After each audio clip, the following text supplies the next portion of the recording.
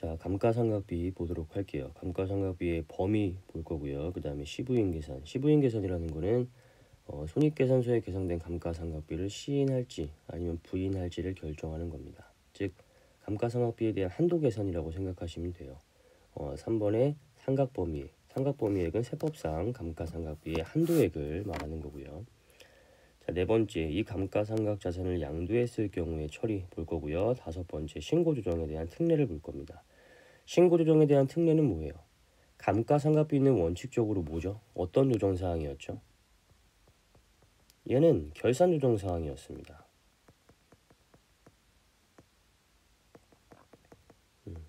얘는 원칙이 결산조정사항인 거예요.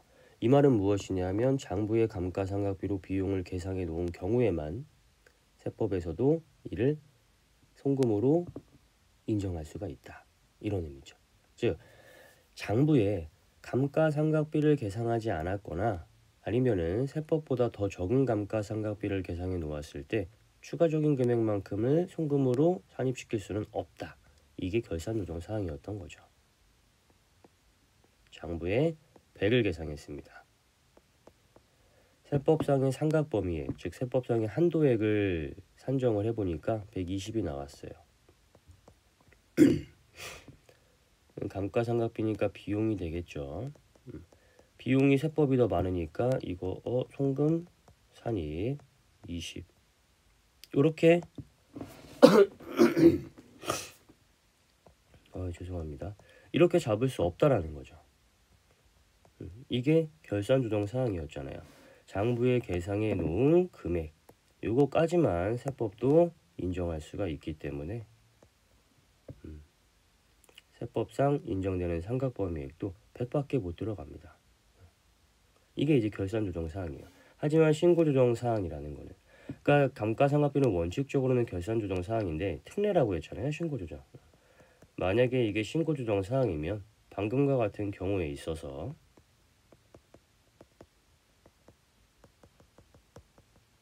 송금산입 20 마이너스 유보 이렇게 할 수 있다.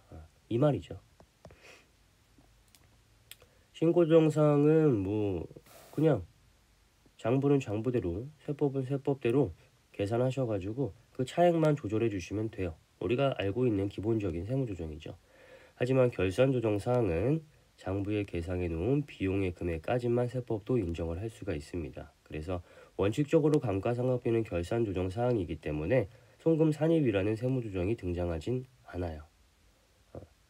우리 뒤에서 배우긴 하겠지만 정기에 이월된 상각 부인액이 있다든지 이러한 경우에만 이제 송금 산입을 해주는 거고요. 그 다음에 신고조정 특례에 해당이 되었을 때 그때에 이제 송금 산입이라는 세무조정이 등장을 하게 됩니다. 그래서 기본적으로 감가상각비는 결산조정사항이다. 예외적으로 신고조정이라는 규정이 있다. 이렇게만 기억하시고 들어가도록 하겠습니다. 감가상각 대상 자산에는 사업용 유형자산과 무형자산이 있습니다. 사업용이라는 것과 그 다음에 유무형자산 두 개 나눠서 한번 보도록 할게요. 사업용 자산이기 때문에 사업에 사용하지 않는 업무무관 자산은 감가상각 자산이 아니게 됩니다. 업무무관 자산 우리 이제 저번 시간에 한번 봤었잖아요. 뭐 요트 같은 거 이런 것들 업무와 무관한 자산이기 때문에 그런 것들은 감가상각을 하시면 안 됩니다. 만약에 하게 된다라고 하면 다 송금 불산이 바로 하시면 되는 거예요. 아예 대상 자산이 아닌 거는 감가상각 한도 계산까지도 갈 수가 없어요. 그냥 바로 다 부인입니다. 그 다음에 만약에 내가 장기 할부 조건으로 매입을 했다. 자동차를 보통 이제 할부 매입을 많이 하잖아요. 이렇게 장기 할부로 매입을 했다. 내가 자동차를 2021년 1월 1일 날에 취득을 했는데 돈은 완납을 한 게 아니라 뭐 예를 들어 가지고 3년 할부 이렇게 샀어요. 그럼 이때는 상각 대상 그 자산가액을 어떻게 잡을 것이냐 라고 했을 때 그냥 자산가액 전체를 다 감가상각 자산으로 잡습니다. 차값이 4천만 원이다 라고 했을 때 4천만 원을 그냥 2021년 1월 1일 날에 차량 운반구에서 4천만 원 이렇게 이제 등재를 시켜놓게 됩니다. 대금 청산 또는 소유권 이전 여부와는 관계가 없어요. 그냥 전액을 다 자산으로 계상을 하고 그 다음에 그 전액에 대해서 감가상각을 감가상각 대상 기간에 걸쳐 가지고 그냥 마치 일시불로 산 것처럼 그렇게 다 생각을 하게 되어 있습니다.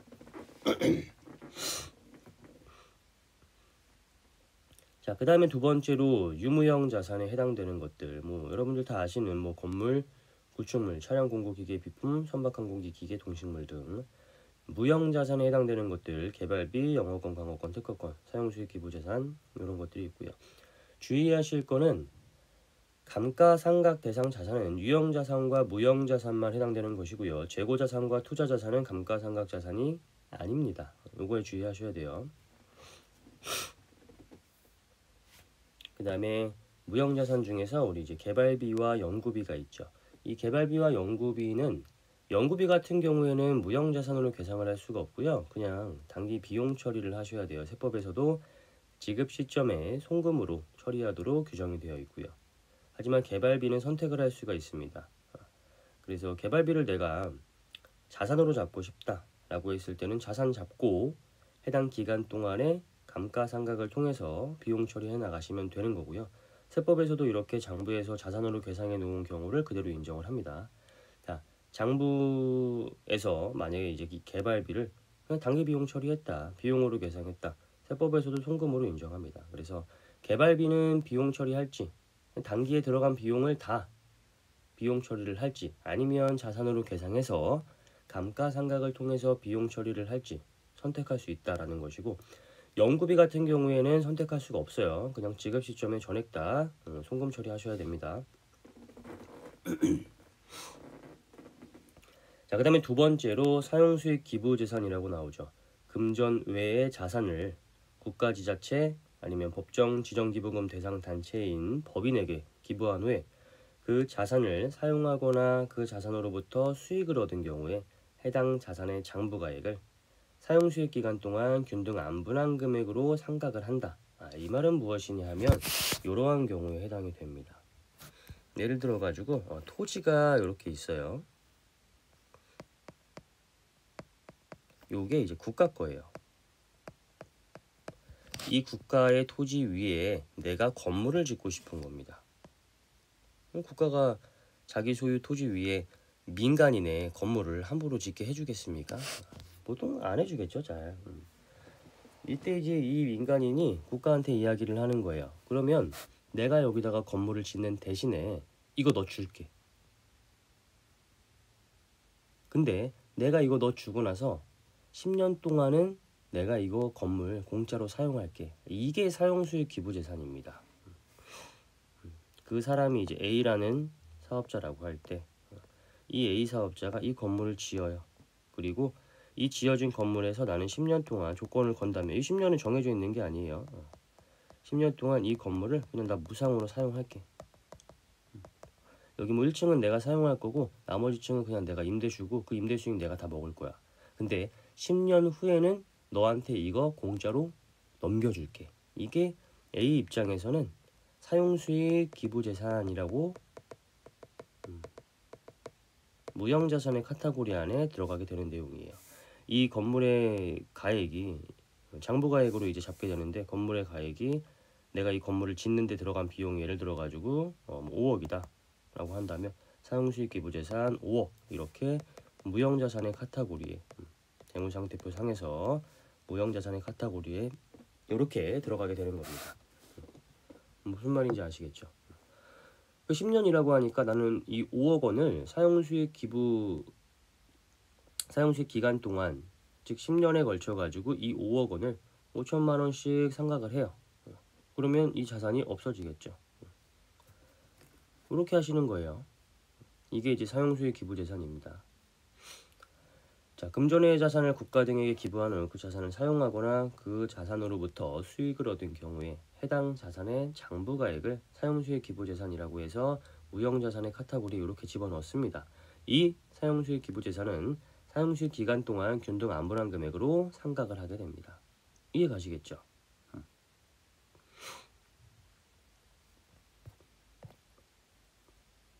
그래서 이런 거는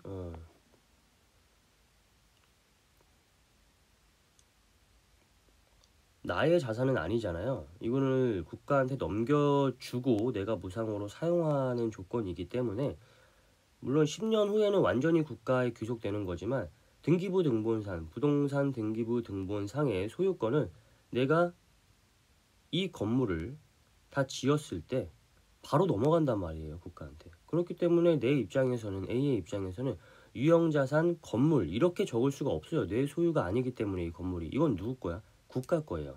단 10년 동안만 내가 사용하기로 약정을 한 거죠. 그래서 유형자산 건물로 들어갈 수가 없고 이러한 조건이 내걸어진 거는 더 이상 나의 소유가 아니기 때문에 실질적으로 내가 사용하고 있다고 해도 더 이상 나의 소유가 아니기 때문에 무형자산 중에서 사용수익 기부재산이라고 해서 장부가액으로 이 가액을 집어넣게 된다. 이것만 기억하시면 될 것 같아요. 자, 세 번째로 영업권이 있습니다. 영업권은 뭐 어떤 프리미엄, 매력 이런 식으로 생각하시면 좀 이해가 빨라요. 일단 매입 영업권부터 설명을 드려볼게요. 매입 영업권이라는 이거죠.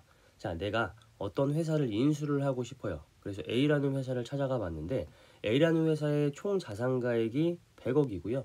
그 다음에 총 부채가액이 70억이에요.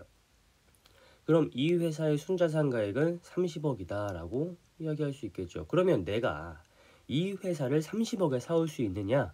일반적으로는 그렇지가 않습니다.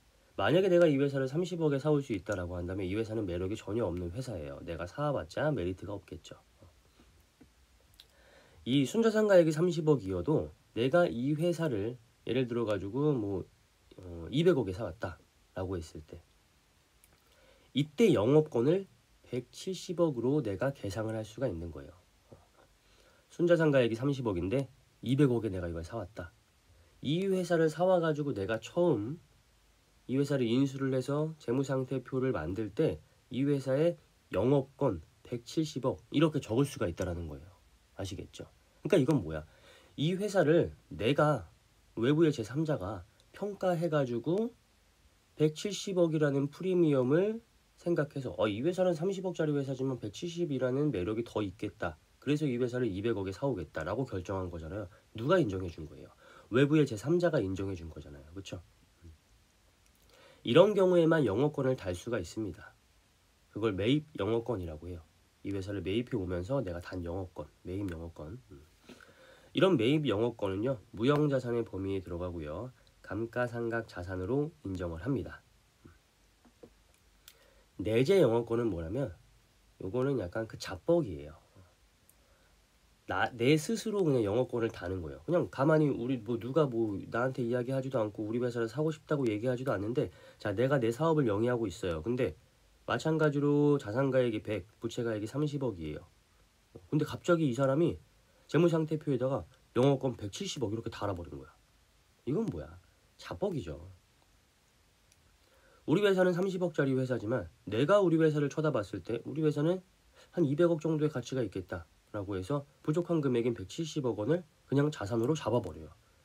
이게 인정된다는 게 말이 될 것 같습니까? 당연히 안 되죠.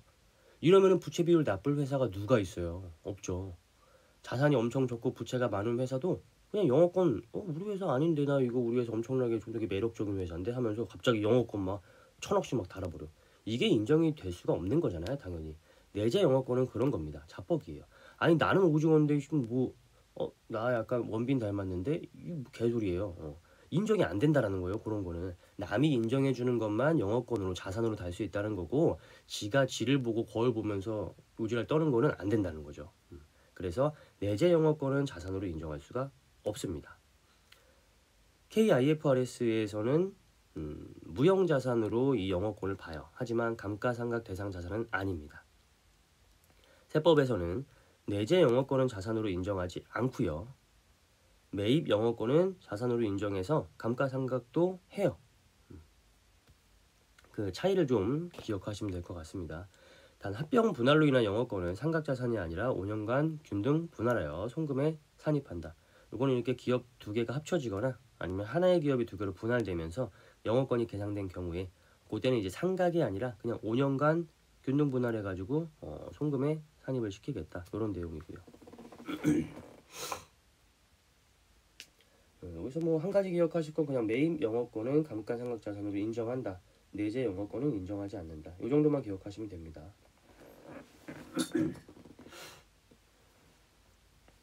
자, 그 다음에 죄송해요. 이게 새벽에 하다 보니까 목이 자꾸 잠기는 것 같아요. 자, 두 번째, 감가상각 자산에서 제외되는 자산, 건설 중인 자산. 이게 뭐예요? 여러분들 지나다니면 공사 현장 많잖아요. 그게 건설 중인 자산입니다. 자산이라는 건 어쨌든 미래 경제적 효익이 있어야 자산이라고 볼 수 있는 건데, 지금 현재 이건 뭐예요? 나한테 효익을 제공하고 있지 않잖아요. 그렇죠? 감가상각 기간이라는 거는 이 자산이 미래 경제적 효익을 제공하는 기간 동안에 걸쳐 가지고 상각을 하는 거예요. 이 자산이 나한테 20년 동안에 어떤 효용을 줄 거다라고 한다면 20년에 걸쳐 가지고 상각을 하는 거란 말이에요. 근데 아직 공사 중인 이 건물은, 완성되지 않은 이 건물은 아직까지 나한테 효용을 가져다 주지 못해요. 그래서 감가상각을 스타트할 수가 없는 겁니다.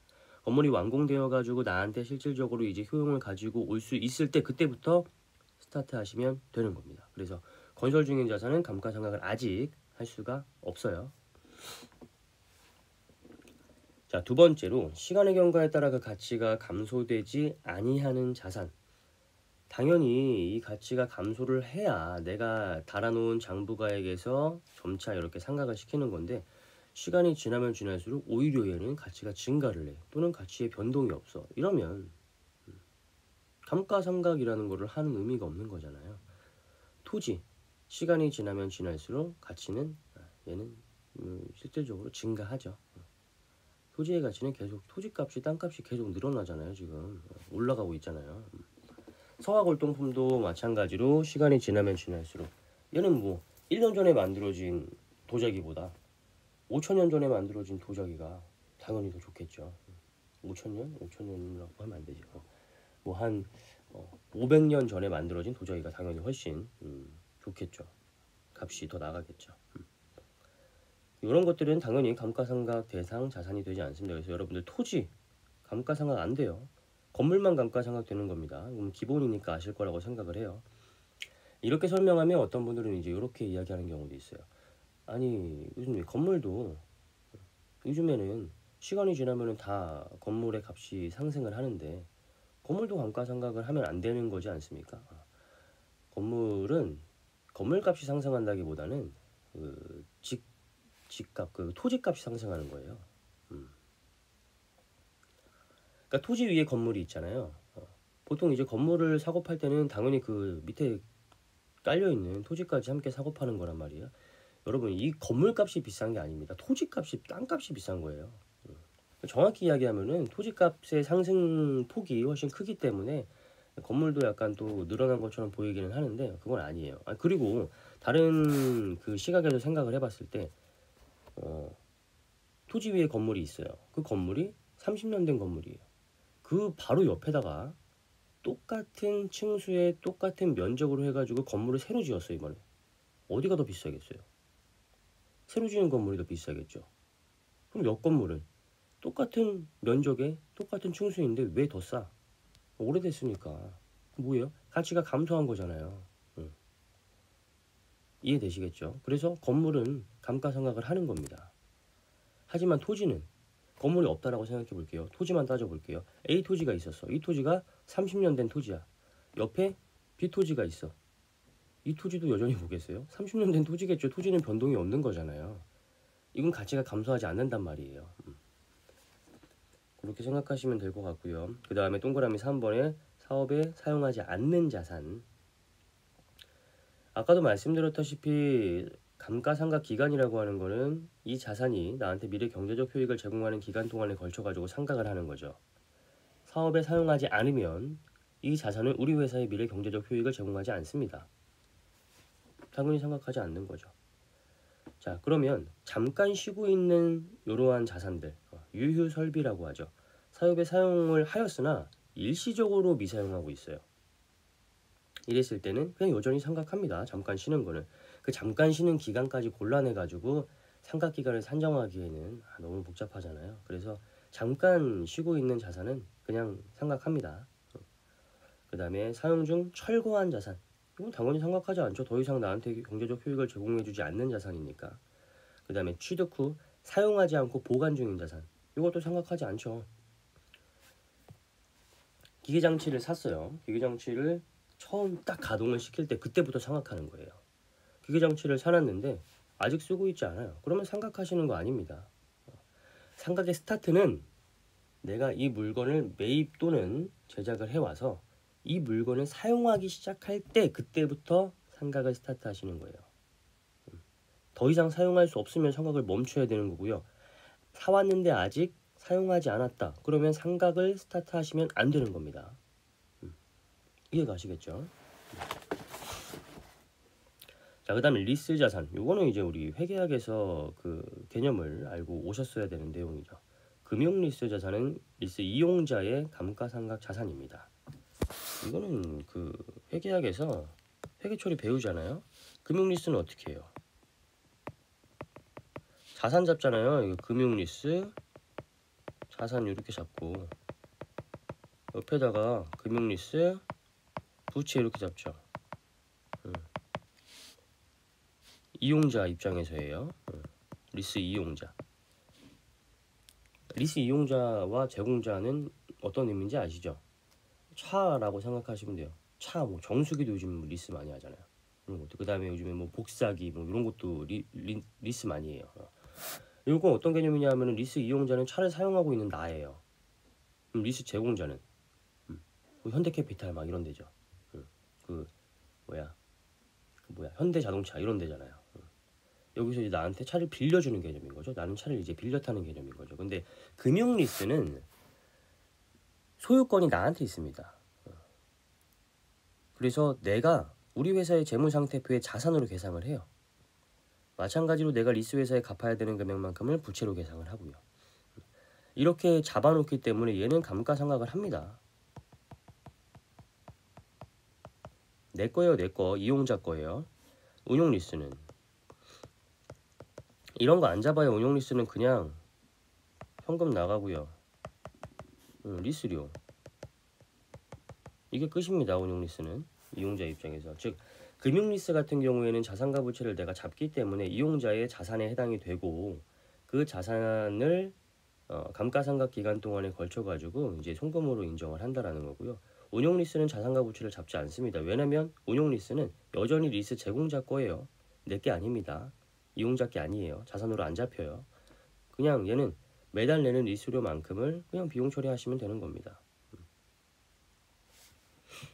그래서 감가상각을 하는 자산은 운용리스 자산이 아니라 금융리스 자산이다. 물론 내가 이 리스 제공자라고 한다면 운용리스 자산을 감가상각하는 거고요. 일반적으로 리스 이용자의 입장에서의 회계 처리가 많으니까 이용자 입장에서 보자면 금융리스 자산만 감가상각한다 이렇게 생각하시면 되겠죠. 자, 그다음에 두 번째로 시부인 계산입니다. 이게 이제 한도액 계산이라고 생각하시면 돼요. 장부상의 감가상각비와 세법상의 상각 범위에 어떤 식으로 처리가 되는지 한번 보도록 하겠습니다. 자, 장부상의 감가상각비를 우리가 100이라는 금액으로 계상을 해놨어요. 근데 세법상 감가상각 범위액을 산정을 해보니까 70이래요. 그러면 30만큼은 인정해 줄 수가 없겠네요. 송금물사님 유보. 이거 왜 유보로 잡을까요? 자산부채에 대한 차이잖아요. 감가상각을 자본에다가 합니까? 비용에다가 해요? 아니죠. 자산에다가 감가상각을 하는 거잖아요. 그러니까 차이는 유보 아니면 마이너스 유보입니다. 그래서 이렇게 장부상의 감가상각비가 더 컸을 때 오른쪽에 차익이 이렇게 남았다라고 하면 상각 부인액, 송금물사님 유보 이렇게 잡아주시면 돼요. 그럼 반대로 세법상의 상각 범위액이 더 컸다. 100인데 얘가 130이래요. 그러면 원칙적으로 이걸 이제 시인 부족액이라고 해요. 위에서 얘는 첫 번째 경우에는 상각 부인액이라고 하고요. 감가상각을 했는데 그 상각액 중에서 30만큼이 부인되었다. 상각 부인액. 아시겠죠? 그 다음에 이렇게 내가 100이라는 감가상각을 했는데 세법상 인정되는 상각 범위액이 130이야. 이랬을 때는 시인 부족액. 시인할 금액이 부족하다.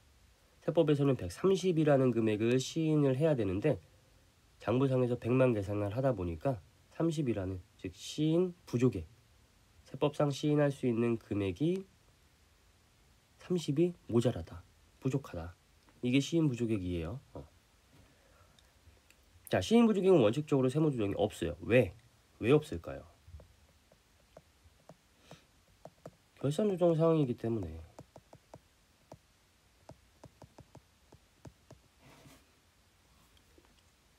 결산조정 사항은 뭐예요? 장부에 계상해 놓은 금액까지만 세법도 인정해 줄 수 있다. 이게 결산조정 사항인 거잖아요. 그렇죠? 장부에서 100을 계상했으면 세법도 송금으로 100까지만 인정해 줄 수 있는 게 결산조정 사항입니다. 감가상각은 원칙적으로 결산조정 사항이기 때문에 100만큼만 인정을 해줄 수가 있는 거예요. 그래서 시인부조격이 나오면 원칙적으로 세무조정은 없습니다. 단 정기 2월 상각 부인액이 있다 라고 했을 때는 그 정기 2월 상각 부인액을 한도로 단기 시인부조객과 둘 중에 적은 금액을 찾아봐서 송금 산입하고 있습니다. 이건 예를 들어가지고 한번 봐보도록 할게요. 2020년에 장부에 100만큼을 계상했고요. 세법에서 60의 한도액으로 나왔어요. 그러면 40만큼이 송금 불산입 되어가지고 유보처분 이렇게 되어 있겠죠. 자, 2021년도가 되었습니다. 장부에서 감가상각을 똑같이 100이라고 계상했는데 이번에는 세법상 한도액을 찾아보니까 150이 나왔어요. 그러면 시인 부조객 50이 나오죠. 이 시인 부조객은 원칙적으로 세무조정이 없습니다. 그래서 단기 세무조정은 이대로 끝나게 되는 거예요. 어떻게 보면 단기 시부인 계산은 이대로 끝나는 거예요. 근데 정기에 이렇게 송금 부인된 그런 이제 친구가 있다라고 한다면 둘 중에 작은 금액 요거 40과 이번 연도의 시인 부조객 50 둘 중에 작은 금액을 송금으로 이렇게 인정을 하겠다. 이런 내용입니다. 아시겠죠? 이게 신고조정 사항이라는 이야기는 아니에요, 여러분. 신고조정 사항이라는 이야기는 얘가 시인부조격이 나왔잖아요. 그럼 얘를 바로 송금 산입을 하는 게 그 신고조정 사항인 거고 감가상각비는 여전히 결산조정 사항이라고 기억하셔야 됩니다. 이걸 바로 우리가 송금으로 그냥 송금 산입하는 게 아니라 혹시나 단기 이전에 송금 불산입된 금액이 있다라고 한다면 그 금액을 끌어와 가지고 둘 중에 작은 금액만큼만 송금 산입시켜주겠다 이런 내용이에요. 그래서 그렇게 꼭 기억하셔야 되고요. 그래서 항상 뭐 단기에 상각 부인액이 나오면 그냥 바로 송금 불산입 때려버리시면 되고요. 단기에 시인 부족액이 나왔다라고 한다면 단기 이전에 송금 불산입된 금액이 남아 있는지를 한번 확인해 보셔야 됩니다.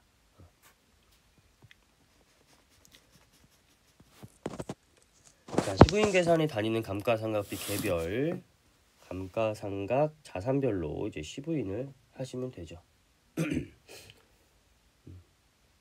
이렇게 나오면 틀려요. 뭐 자산의 종류별로 감가상각을 한다. 이 말은 무슨 말이냐면 건물은 다 묶어가지고 감가상각을 하고요. 차량도 뭐 차량이 우리 회사에 뭐 한 10대 정도 있는데 차량도 다 묶어가지고 감가상각을 한다. 이런 거 아닙니다. 차량 1, 2, 3, 4, 5, 6, 7, 8, 9, 10번 각각 별도로 하시는 거고요. 건물이 뭐 두 채가 있다. 건물 1번, 2번 별도로 다 하시는 겁니다. 자, 세법상의 감가상각은 결산조정 사항이고요. 단 신고조정에 대한 특례가 있습니다. 그리고 임의 상각제도가 있어요. 감가상각 범위액 안에서 상각 여부, 금액, 시기를 법인의 임의대로 선택을 할 수가 있는 그러한 제도가 있습니다. 그래서 결산조정 사항이 있고 예외적으로 신고조정의 특례 그리고 임의상각제도가 있구나. 이 정도로 기억하시면 되겠습니다. 자, 예제를 한번 볼게요. 1기의 비품을 취득했고요. 취득가액은 300, 내용연수 3년 정액법으로 상각하도록 되어 있습니다.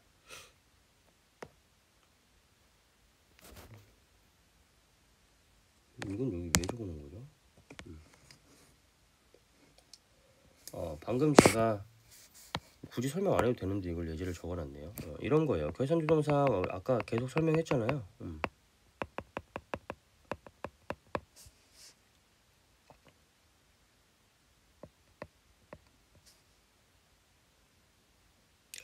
1기 비품 취득해가지고 취득가액 3년, 내용은 3년 정액법이니까 얘는 100 이렇게 이제 감가상각비를 비용으로 계상을 하고 세법상의 상각범위액은 어떻게 될지가 모르죠. 만약에 이게 이제 120이다 라고 했을 때는 세무조정 없는 거고 물론 정기에 송금 불산입된 금액이 있으면 그거 한번 따져 봐가지고 둘 중에 작은 금액만큼 송금 편입할 수 있으니까 단기 이전 거 한번 찾아보셔야 되고요. 그 다음에 이 세법에서 만약에 70만큼 인정을 한다 그러면은 세무조정부 송금 불산입 30 유보 이렇게 잡으시면 되고요. 신고조정사항은 장부의 비용 100 계상했어요. 세법에서 120이다. 그러면 얘는 세무조정 바로 때리는 거예요. 송금 산입 20 마이너스 유보. 마찬가지로 70이면 그냥 똑같지. 신고조정사항은 쉬워요. 이렇게 때리시면 되죠. 단 얘는 정기 2월 상각부인액이 있을 때에는 둘 중에 작은 것만큼을 송금 산입할 수 있기 때문에 항상 단기 이전 거 확인해 보셔야 되고요. 요거 설명하려고 적어 놓은 겁니다. 자, 결국 세법상의 내용 연수는 상각 기간을 의미하는 것이 아니라 최소한의 상각 연수를 의미하는 겁니다. 단지 상각률을 결정하기 위한 요소일 뿐입니다. 이 말은 무슨 말이냐 하면 백백백백 요렇게 이제 만약에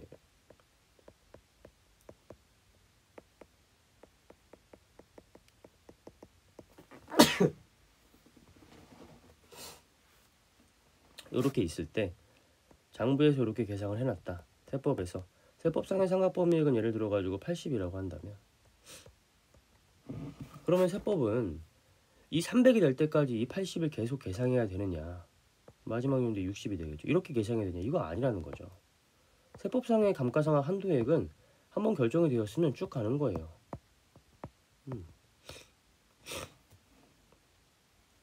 이거 무슨 말인지 알겠어요? 세법상 감가상각 한도액은 내용 연수, 상각 기간을 의미하는 게 아니라 그냥 최소한의 상각 연수를 의미하는 거예요. 즉 요거는 아무런 의미가 없어요. 그냥 이 값만 값대로 의미가 있는 거예요. 이렇게 세법상의 그 상각 금액을 딱 정해놨잖아요. 그러면 장부에서는 내가 선택을 할 수가 있는 거죠. 이렇게 100 이렇게 계상을 할지 아니면 뭐 한 20 이렇게 계상을 할지 아니면 이번엔 50, 뭐 요번엔 70, 요번엔 120 이렇게 계상을 할지 이거는 감가상각 금액 안에서는 쥐가 지 맘대로 선택을 할 수 있단 말이에요.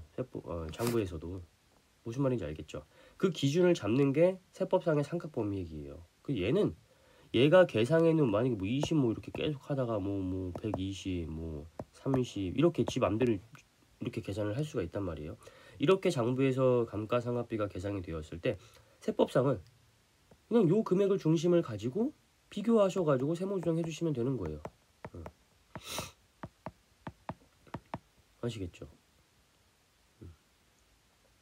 그러니까 얘는 상각 기간을 의미하는 게 아닙니다. 그냥 상각률을 결정하기 위한 요소일 뿐이에요. 이 값을 결정하기 위한 그냥 요소일 뿐이에요. 내용 연수는. 세법상 내용 연수가 5년이다. 그러면 정액법이라고 한다면 감가상각 대상 금액에다가 뭐 나누기 5 해가지고 80이라는 금액을 산정하기 위한 하나의 요소일 뿐이에요. 내용 연수는. 나누기 5를 하는 그 5의 숫자의 의미일 뿐인 거예요. 내용 연수는. 5년 동안만 딱 상각해야 되겠다. 이 의미가 아닙니다. 세법상 내용 연수는. 이 80이라는 금액을 산정하기 위한 그런 하나의 요소일 뿐이라는 거죠. 그래서 세법상 그 상각범위액이 딱 정해지잖아요. 그러면 중간에 바뀌는 일이 없지는 않는 이상 정률법이 아닌 이상은 그냥 계속 쭉 가게 되어 있습니다. 그래서 기준이 되는 금액이다라고 생각하시면 돼요. 장부에서도 지 맘대로 감가상각비는 계상을 할 수가 있기 때문에 그 범위 내에서 마음대로 계상을 할 수가 있기 때문에 세법에서는 기준이 되는 금액을 딱 결정하기 위해서 이 내용 연수를 정하고 있는 거다라고 생각하시면 되고요. 세법의 내용 연수가 5년이다라고 해가지고 5년 동안만 딱 이렇게 상각을 해야 된다. 이건 아니라는 거 꼭 기억하셔야 됩니다. 자, 그 다음에 장부상의 감가상각비의 계산입니다. 손익계산서나 제조원가 명세서의 감가상각비라고 계상이 되어 있겠죠. 그리고 재무상태표에 자산으로 계상된 감가상각비가 있다라고 한다면 고금에 끌어오셔가지고 장부상 감가상각비에 반영을 하시면 되고요. 그 다음에 2월 이익잉여금의 감소로 계상한 금액이나 즉시상각 의지액이 있다라고 한다면 그 금액들 뽑아가지고 장부상 감가상각비에 반영하시면 됩니다. 이 중에서 뭐 손익계산서나 제조원가 명세서의 비용, 요거는 손익계산서나 제조원가 명세서의 감가상각비 얼마 써 있잖아요. 그럼 그대로 그 금액 끌고 오시면 되는 거니까.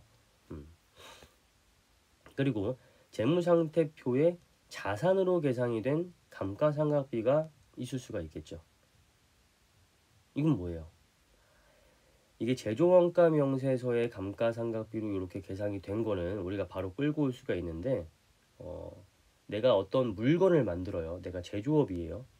그래가지고 그 제조업에서 물건을 만드는 데 있어서 어떤 기계가 필요하는데 그 기계에 대한 감가상각비도 계상이 될 거잖아요. 그러한 감가상각비까지 다 합쳐져서 우리는 하나의 장부가액이 나오게 된단 말이에요. 원가가 나오게 된단 말이에요. 그럼 그 원가에는 재무상태표에 재고자산으로 들어가 있는 그 재고자산의 원가에는 우리 회사 건설 비품의 기계에 감가상각비까지 다 포함이 되어 있는 거잖아요. 그 부분 골라내서 적어야 된다. 이 말 하고 있는 거죠.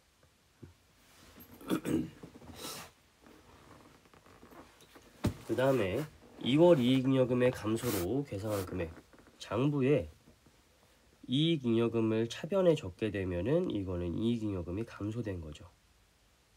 이렇게 장부의 이익잉여금을 감소시키면서 감가상각 누계액을 증가를 시켰어요. 이렇게 그 회계 처리한 금액, 요거는 단기에 감가상각한 것으로 보아서 송금사님 기타 세무조정한 후에 회사계산 감가상각비에 포함하여 가지고 시부인 계산을 하여야 됩니다. 뭔가 좀 복잡해지기 시작했죠. 어렵지 않아요. 여러분들 이렇게 이익잉여금 이렇게 등장하는 거 있잖아요. 이거 이제 정기오류 수정 손실 할 때 많이 등장하는 개념인데, 정기오류 수정 손실 나오면 그냥 무조건 밑에 있는 회계 처리로만 들어가시면 됩니다. 얘 한번 보면서 해보도록 할게요. 정기에 과소계상한 감가상각비 100을 2월 이익잉여금 감소로 계상을 했다.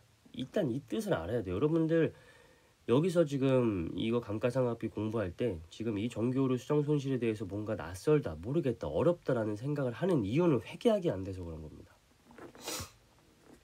회계학에서 정기오류 수정 손실에 대한 개념을 완벽하게 이해하고 왔다. 그럼 이것도 그냥 다 흘러가는 대로 이해할 수 있어요. 그 회계학의 공부가 기초가 잘 안 다져져 있다 보니까 여기서 얘기해도 무슨 소린지 모르는 겁니다.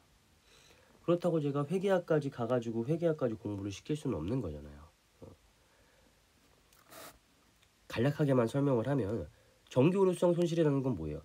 작년에 계상해야 되는 비용인데, 즉 단기 이전에 계상해야 되는 비용인데 단기 이전에 계상 안 했어요. 그거를 내가 올해 알게 됐어. 그래가지고 올해에 계상을 하는 걸 말하는 거죠. 정기오류성 손실. 뭔 말인지 아시겠어요? 그러니까 내가 2020년도에 원래 감가상각비 100을 비용으로 계상을 했어야 돼. 근데 이거를 계상을 안 했어요. 이걸 언제 알았냐? 2021년도에 와서 알게 되었어요. 그럼 2021년도에 감가상각비 100 이렇게 달아야 돼요? 그러면 안 되죠. 회계처리는 그렇게 하시면 안 되는 거잖아요. 왜? 2020년도에 내가 감가상각비를 달았다라고 한다면 그 감가상각비는 이익잉여금의 감소로, 다시 그 감가상각비는 비용이기 때문에 당기순이익이 그만큼 낮아졌을 거 아니에요. 그렇죠? 그럼 그만큼 낮아진 당기순이익이 이익잉여금으로 흘러 들어갔겠죠. 이것까지 설명을 해야 되나 내가? 말하면 내가 그림까지 안 그리려고 그랬는데,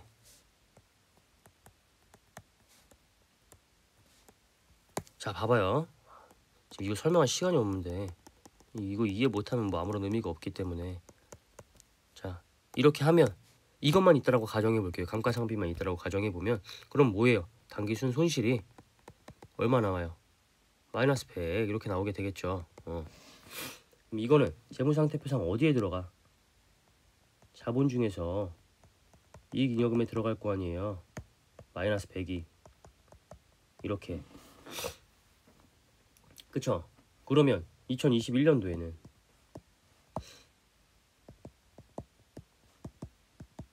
2021년도 초에는 어떻게 되어 있을 거예요? 이건 말이라고 해볼게요. 초에는 이익잉여금이 마이너스 100 이렇게 되어 있어야겠죠. 뭔 말인지 알겠죠? 2020년도에 만약에 내가 이걸 누락시켰다라고 생각을 해봐요. 감가상각비 100이 없어. 그러면 이걸 안 했어. 내가 0으로 계산을 한 거야. 그러면 당기순손실도 0, 이익잉여금도 0, 얘도 0 이렇게 왔겠죠. 그럼 내가 2020년도에 이렇게 잘못한 거를 2021년도에 와가지고 알게 됐어. 그러면 어떻게 고쳐야 돼? 여기에 감가상각비 100 이렇게 계산해야 돼요? 아니죠. 작년 비용이기 때문에 작년 비용이 제대로 계산되었다면 올해에 미칠 영향으로 회계 처리를 해야죠. 작년 비용이 0이 아니라 100으로 계산이 되었다면 올해에 미칠 영향은 이익잉여금 마이너스 100 이렇게 잡아줘야 되는 거죠. 이익잉여금은 대변 항목이기 때문에 마이너스 100을 해주려면 차변에다가 기록을 해주시면 되겠죠. 이렇게 이해 가시죠?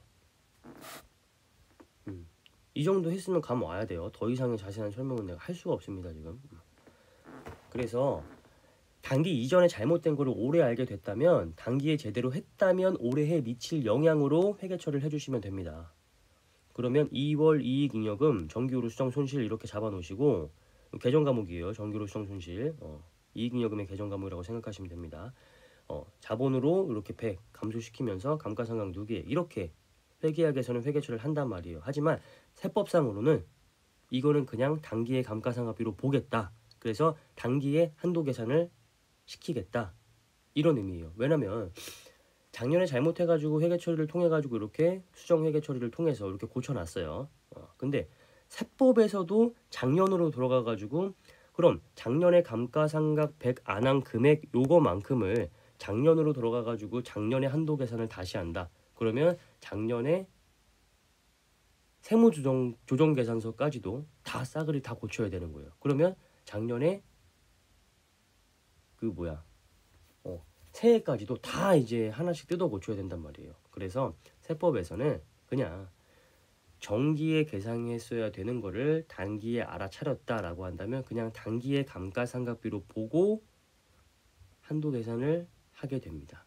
아시겠죠? 그래서 여기에 2월 이익잉여금의 감소로 계상한 금액이라는 거는 장부에 계상을 할 때에는 당연히 단기 이전에 잘못된 회계 처리를 제대로 했다면 단기에 미치는 이 영향으로 이렇게 회계 처리를 하게 되는 건데 세법까지 그렇게 돌아가가지고 작년에 한도 계산을 다시 하기에는 너무 복잡해지니까 세법은 그냥 이것을 단기의 감가상각비로 보겠다. 그래서 장부상 감가상각비에 그냥 단기 감가상각비 한도 계산할 때 작년에 못한 것도 그냥 껴서 회계 처리 한도액 계산을 하겠다.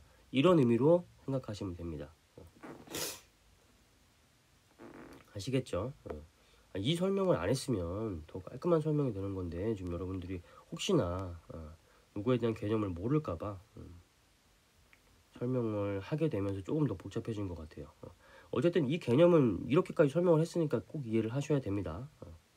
그래서 장부에서는 그냥 수정회계 처리하시면 되고 세법에서는 요거는 수정까지 하지 않고 그냥 단기의 감가상각비로 보아가지고 이렇게 장부상의 감가상각비에 넣게 된다. 이렇게 보시면 되겠죠. 자, 그럼 차이 나는 금액은 뭐예요? 두 개 회계 처리하면 세무조정하면 송금산이 100 기타 나오게 되겠죠.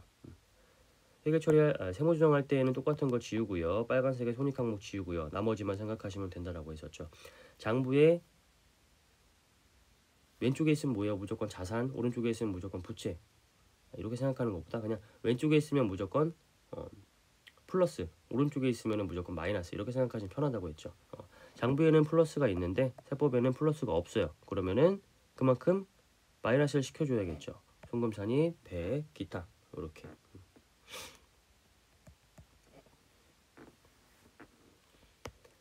자, 그리고 기말에 가셔가지고 우리 이렇게 감가상각비로 계상해 놓은 금액 요거 플러스 시킨 다음에 감가상각비 해당액에 플러스 시켜가지고 기말에 한도액 계산해 주시면 되겠죠.